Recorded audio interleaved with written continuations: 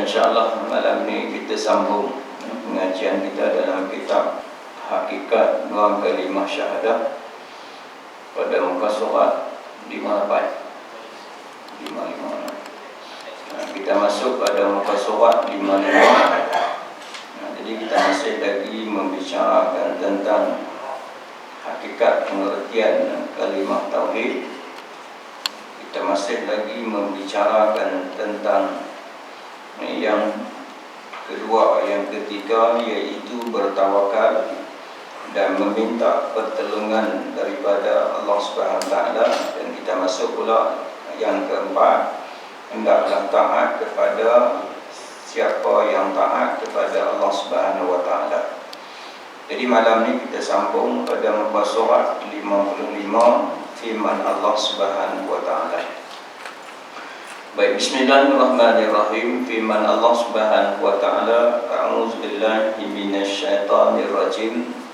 La yattaqizul mu'minuna al-kafirina awliya'a min dunil mu'minin.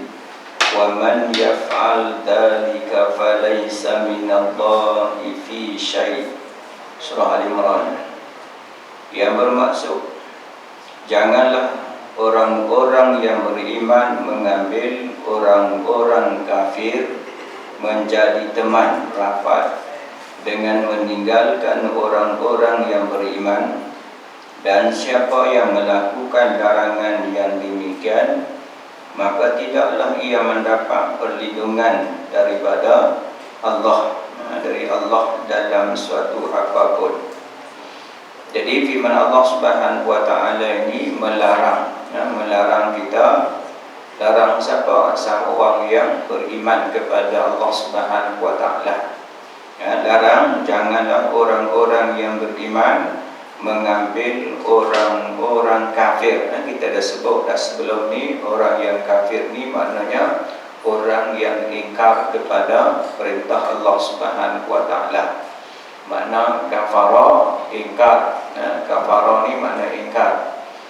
Sama ada ingkar tu berbentuk ibadat, sama ada ingkar tu berkait dengan muamalat, ataupun munakahat, ataupun jenayah, tentang ingkar kepada perintah Allah Subhanahu Wa Taala. Itu yang Allah sebut dalam firman-Nya. Allah sebut, a'udzubillahi minasyaitonirrajim. Wa man lam yahkum bima anzala fa ulaika humul kafirun.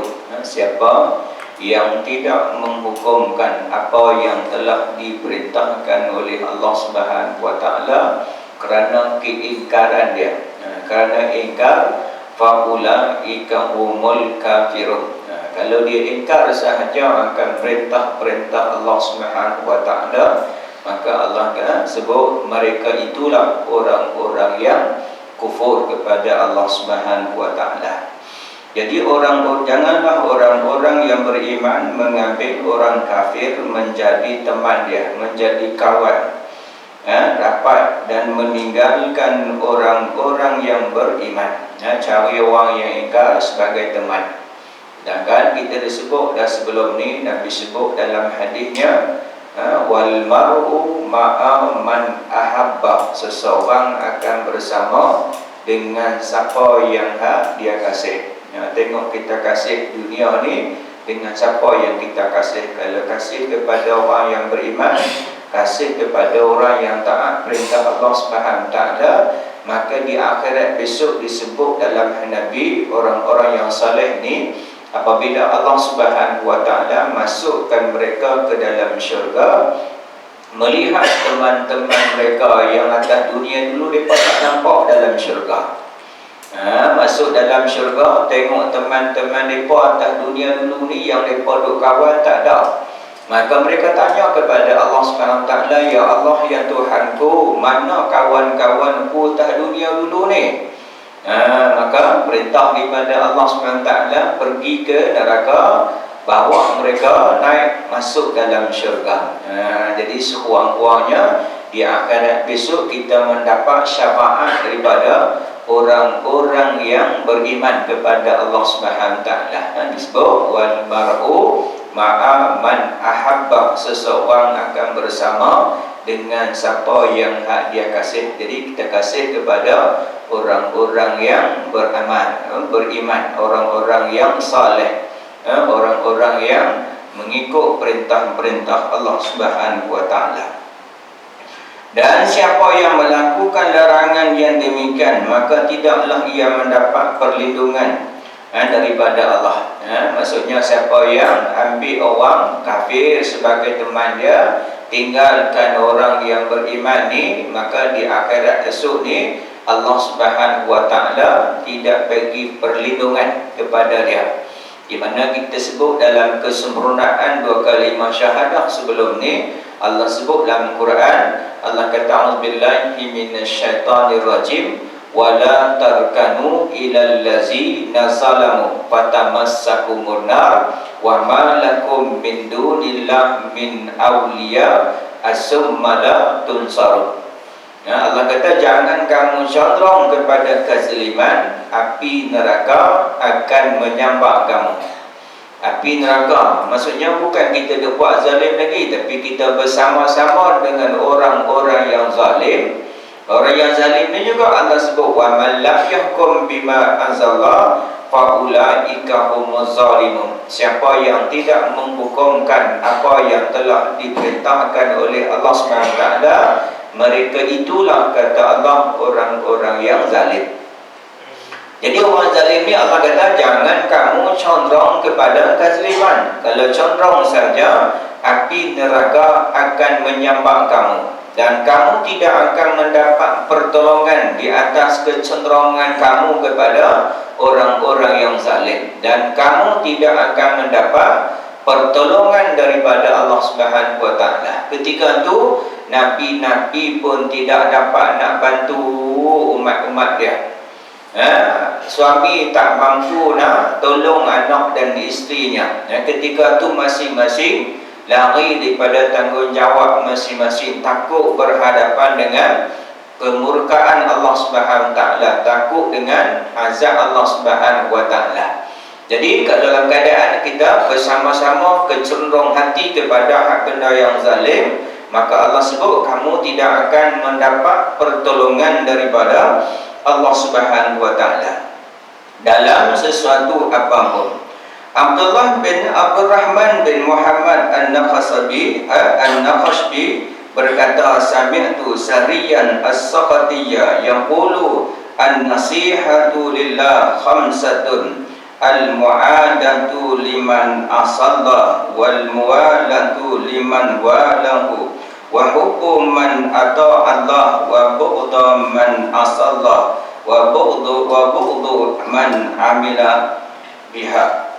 Aku mendengar daripada Sariyah As-Saqatiyah berkata, nasihat bagi Allah ada 5 jenis, iaitu yang pertama memusuhi siapa yang bermaksiat, iaitu mengingkari Allah, bertolong-tolong terhadap siapa yang menolong agamanya, kasih kepada siapa yang mentaati Allah, benci kepada yang mengingkari Allah, dan benci siapa yang melakukan maksiatnya. Kita sebut dulu ni dalam surah Al-Mujadalah ayat 22. Kita sebut dah sebelum ni juga dalam kesempurnaan dua kalimah syahadah sebelum ni, yang Allah sebut a'udzubillahi minasyaitonir rajim, la tajidu qauman yu'minuna billahi wal yaumil akhir yuwadu man hadallah walau kana aba'ahum. Kita sebut dah sebelum tu ayat Mujadalah ayat yang ke-22. Yang bermaksud Allah kata tidak tergama orang yang beriman kepada Allah Subhanahu wa taala. Orang yang beriman ni, mereka ini tidak akan tergama untuk berkasih mesra dengan orang yang menentang perintah Allah Subhanahu wa taala. Orang yang beriman ni kata Allah, dia tidak seronok, dia tidak suka, dia tidak akan seronok, dia tidak akan suka kepada orang-orang yang menentang perintah Allah Subhanahu wa taala, walaupun hak menentang itu aba'ahum, bapa-bapa mereka. Walaupun hak lawan tu bapa mereka mereka macam Nabi Ibrahim AS yang lawan perintah Allah ialah bapa dia, yang buat berhala bapa dia. Anak-anak mereka, suami mereka, isteri mereka, kaum keluarga mereka. Macam Nabi Nuh AS yang lawan perintah Allah Subhanahu Wa Taala, anak dan isteri dia. Begitu juga Nabi kita Muhammad sallallahu alaihi wasallam yang lawan perintah Allah Subhanahu Wa Taala, bukan orang lain pak menekan dia, kodik beradik dia yang lawan sehingga hendak membunuh Nabi kita Muhammad, buat perancangan untuk nak bunuh Nabi kita. Maksudnya apa? Allah sebut tidak tergambar orang yang beriman kepada Allah Subhanahu Wa Taala. Maksudnya tidak tergambar orang yang beriman kepada Allah berkasih mesra dengan orang yang melawan perintah Allah, walaupun yang hak melawan itu, walaupun yang hak menentang itu bapa mereka, anak mereka, suami mereka, isteri mereka, kaum keluarga mereka. Sebab apa? Allah kuatkan iman dengan semangat pertolongan daripada dia. Dengan orang beriman ni, Allah Subhanahu Wa Taala akan bantu dengan semangat pertolongan daripada Allah Subhanahu Wa Taala. Ganjaran orang yang demikian ni, kata Allah, Allah Subhanahu Wa Taala akan masukkan orang-orang ni ke dalam syurga. Siapa seorang yang beriman pada Allah? Hak mana? Yang tidak tergambar untuk berkasih mesra dengan orang yang melawan perintah Allah, walaupun hak lawan tu pak mereka. Orang ni, kata Allah, Allah akan kuatkan semangat pertolongan daripada Allah Subhanahu Wa Taala. Dan kata Allah, mereka akan dimasukkan oleh Allah Subhanahu Wa Taala ke dalam syurga yang mengalir di bawahnya beberapa sungai. Radhiyallahu anhum, Allah redha ke atas mereka. Wa radu anhu, dan mereka redha di atas kurniaan Allah Subhanahu Wa Taala. Kata Allah, ulaika hizbullah, ulaika hizbullah, ala inna hizbullah humul muflihun. Kata Allah, mereka itulah pendukung-pendukung agama Allah. Mereka itulah pejuang-pejuang agama Allah Subhanahu Wa Taala. Sesungguhnya, kata Allah, pejuang-pejuang agama Allah itulah orang-orang yang berjaya.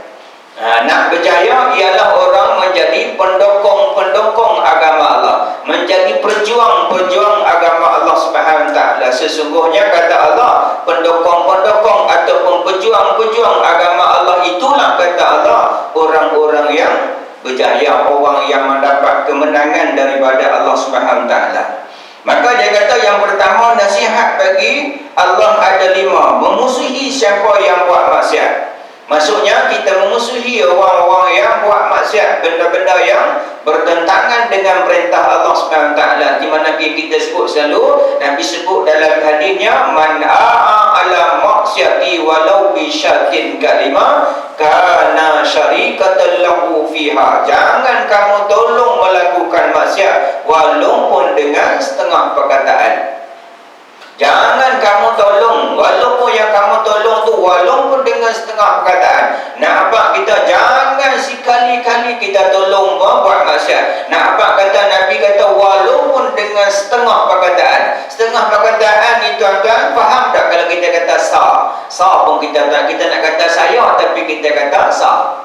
Baru setengah perkataan pun Nabi larang dah untuk tolong. Kerana apa? Yang demikian itu macam sama-sama macam kamu buat maksiat. Nabi kata, man a'a ala maksiati walau bi syatin kalimah kana syarikun lahu fil. Kerana yang demikian itu sama macam orang-orang yang buat maksiat. Kita tolong sikit sahaja, maka dosanya macam orang-orang yang buat maksiat. Yang selalu kita buat contohnya, kita bawa lori arak. Kita bukan minum arak, kita minum tongkat ali. Minum tongkat ali, berderai penuh di lori kita tu tongkat ali. Ataupun kita minum macam-macam lah, kuat-kuat semua. Tapi dalam keadaan kita tak minum arak pun, tapi kita buat trailer arak. Jadi dosa orang minum tu sama juga, kita dapat share yang sama. Jadi jangan tolong benda-benda yang maksiat. Dia kata siapa yang maksiat, mengingkari Allah. bertolong-tolong terhadap siapa menolong agamanya, tolong-tolong benda-benda yang hak tolong agamanya. Itu disebut dalam Quran, wala ta'awanu 'alal ismi wal jangan naklah kamu bertolong-tolong kepada hak benda-benda, jangan kamu tolong kepada hak perbuatan-perbuatan yang hak engkar. Tolong hak benda-benda yang hak baik-baik kita tolong. Hak benda baik kita bantu, kita sokong, kita setuju hak benda baik. Dengan hak kita setuju yang hak kita buat tu, kita juga akan mendapat kelebihan-kelebihan. Maksudnya di atas niat yang hak kita buat yang benar yang baik itu. Baik. Dan kasih kepada siapa yang mentaati Allah, dan benci kepada yang mengingkari Allah, dan benci siapa yang melakukan maksiat. Kita suka kepada orang yang taat perintah Allah, kita benci kepada orang yang derhaka, orang yang membenci Allah Subhanahu wa taala. Jadi maksudnya orang yang baik, kita pun seronok, kita pun bantu untuk sama-sama kita buat baik. Kita tak mau jadi orang dalam keadaan pada masa sama kita pun amalan hanya sedikit saja, maka kita tambahkan dengan pertolongan-pertolongan kita dengan benda-benda yang hak, benda hak mungkar. Sedangkan hak benda-benda kebaikan yang kita buat ni, walaupun sedikit, pada hakikatnya dia terhapus dosa-dosa yang hak kita buat sebelum ni. Tu kebaikan-kebaikan yang kita buat tu maksudnya menghapuskan kejahatan-kejahatan yang kita buat sebelum ni. Jadi kita buat walaupun benda yang hak kita rasa tu sikit, mungkin hak sedikit yang kita buat itulah menyebabkan kita mendapat rahmat daripada Allah Subhanahu taala, menyebabkan kita masuk ke dalam syurga Allah Subhanahu taala. Sebagai contoh, dulu kita buat contoh umpama Nabi sebut dalam hadisnya seorang penzina bagi minum anjing yang kehausan. Maka dengan rahmat Allah Subhanahu wa taala, Allah Subhanahu wa taala masuk dia ke dalam syurga. Dengan rahmat Allah, sebab kita sebut nak masuk syurga ni bukan di atas amalan-amalan kita. Amalan ni benda yang wajib, sama ada kita mau buat pun kena buat, kita tak mau buat pun kita kena buat. Sembahyang, kita nak kena sembahyang, kita mau sembahyang pun kita kena sembahyang, kita tak mau sembahyang pun kita kena sembahyang. Maka kita jangan pilih-pilih, walaupun kita nampak benda tu sedikit, tapi pada hakikatnya sisi Allah Subhanahu wa taala begitu banyak. Contoh dalam keadaan kehidupan kita tiap-tiap hari, sekurang-kurangnya masa kita habiskan benda baik. Contohnya baca Al-Quran. Walaupun baca Al-Quran tu benda-benda hak kita kata tak ada masalah apa, benda yang boleh kita buat. Bacalah surah-surah yang hak senang-senang boleh kita baca, duk tak kereta, duk tak motor berjalan. Sekurang-kurangnya kita buat hak kebaikan, walaupun kita rasa benda tu kecil saja, tapi di sisi Allah Subhanahu wa taala begitu besar. Ataupun dalam keadaan pada masa sama kita berselawat pada Nabi, ataupun pada masa sama kita buat hak benda-benda yang sunnah, atau pada masa sama kita bangkit malam untuk bermunajat pada Allah, ataupun pada masa sama kita buat hak perintah-perintah yang hak terkadang-kadang kita anggapkan perintah tu sikit saja, tapi di sisi Allah Subhanahu wa taala begitu tinggi nilainya, darjat kelebihan yang Allah Subhanahu wa taala nak bagi pada kita. Al-Qasim meriwayatkan daripada Abi Amamah bahawa beliau berkata, wa man ahabba lillah wa abghadha lillah wa a'ta lillah wa mana'a lillah faqad istakmal iman. Faqad istakmal iman. Yang bermaksud siapa yang kasih sayang kerana Allah, benci kerana Allah, memberi atau melakukan sesuatu kerana Allah, dan menegah meninggalkan sesuatu kerana Allah, maka telah sempurnalah imannya. Maksudnya dia buat sesuatu tu lillahi ta'ala. Apa dia buat tu lillahi ta'ala. Walaupun kita nampak benda-benda tu kecil, tapi dia kita buat tu tujuan matlamat kita kerana Allah Subhanahu wa taala. Yang selalu kita disebut kerana Allah ni manusia tidak tahu, makhluk tidak tahu, termasuk juga malaikat-malaikat yang menghantar amalan-amalan kita naik bertemu dengan Allah Subhanahu wa taala. Ni hari-hari yang kita buat amalan-amalan ni, terkadang-kadang tuan-tuan ada benda-benda yang malaikat tahu. Di tujuh langit tu ada malaikat-malaikat yang menjaga pintu-pintu langit. Contoh yang kita pernah sebut sebelum ni, contohnya langit pertama, orang yang mengumpat amalan dia tak boleh lalu kepada langit yang pertama. Sampai langit pertama sahaja, kalau hari ini kita mengumpat, maksudnya disebut dilempar kepada muka orang yang mengumpat tu amalan kita. Baru naik langit pertama, belum lagi naik kedua, belum lagi yang ketiga. Tetapi ada kalanya setelah pintu-pintu langit itu dibuka oleh Allah Subhanahu Wa Taala, malaikat-malaikat membenarkan, maksudnya amalan dia naik untuk nak bertemu dengan Allah Subhanahu Wa Taala. Sampai saja dia ke hadapan Allah Subhanahu Wa Taala, Allah kata lempak pada muka dan belakang. Sebab apa? Dia buat bukan kerana aku pun. Hak kerana Allah ni, malaikat-malaikat pun tidak tahu. Itu kita dengan Allah Subhanahu Wa Taala. Maksudnya hati ni yang kita buat kerana yang kita sebut dalam sembahyang kita, inna salati wa nusuki wa mahyaya wa mamati lillahi rabbil alamin. Ini kita tak boleh nak hukum, tuan-tuan. Hanya Allah sahaja yang tahu. Hak benda ikhlas tak ikhlas ni Allah Subhanahu Wa Taala sahaja yang tahu benda tu. Itu yang kita sebut sebelum ni, ketika syaitan minta kepada Allah Subhanahu Wa Taala, ya Allah, ya Tuhanku, panjangkan umurku sampai hari kiamat, aku nak bawa semua anak cucu Nabi Adam ni masuk ke dalam neraka kecuali hamba-hambamu yang ikhlas, yang mukhlisin, yang ikhlas kerana Allah Subhanahu Wa Taala. Jadi kita kena mengikhlaskan diri kita setiap amalan-amalan kita, walaupun daripada kecil sehinggalah sebesar-besar, kita buat tu untuk kita nak mencari redha Allah Subhanahu Wa Taala.